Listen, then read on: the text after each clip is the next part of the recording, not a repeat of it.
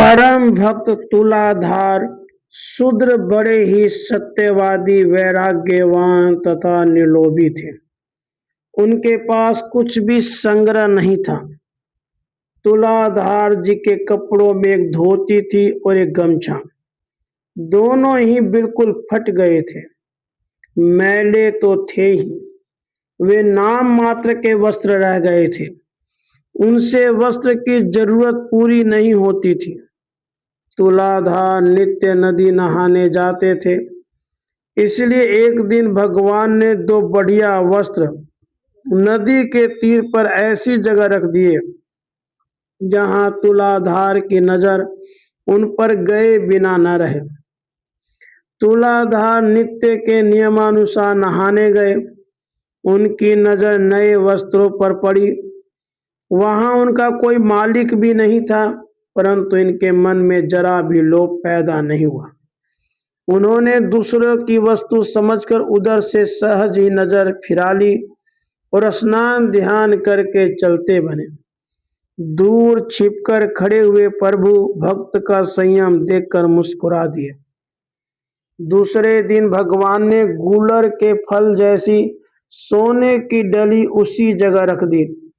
तुलाधार आए, उनकी नजर आज भी सोने की डली पर गई। क्षण भर के लिए उनको अपनी दीनता का ध्यान आया, परंतु उन्होंने सोचा, यदि मैं इसे ग्रहण कर लूंगा तो मेरा अलोभ व्रत कभी नष्ट हो जाएगा। फिर इससे अहंकार पैदा होगा। लाभ से लोभ, लोभ से लाभ, फिर लाभ से लोभ, इस प्रकार 99 के चक्कर में मैं पड़ जाऊंगा। लोभी मनुष्य को कभी शांति नहीं मिलती। नरक का दरवाजा तो सदा उसके लिए खुला ही रहता है। बड़े बड़े पापों की पैदाइश इसी लोभ से ही होती है। घर में धन की प्रचुरता होने से स्त्री और बालक धन के मद से मतवाले हो जाते हैं। मतवालेपन से काम विकार होता है और काम विकार से बुद्धि मारी जाती है।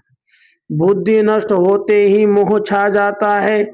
उस मोह से नया नया अहंकार, क्रोध और लोभ उत्पन्न होता है।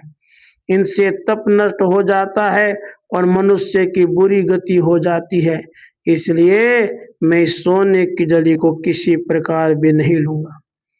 इस प्रकार विचार करके तुलाधार उसे वहीं छोड़कर घर की ओर चल दिए। सर्वगस्त देवताओं ने साधुवाद दिया और फूल बरसाए। राधे कृष्ण, राधे।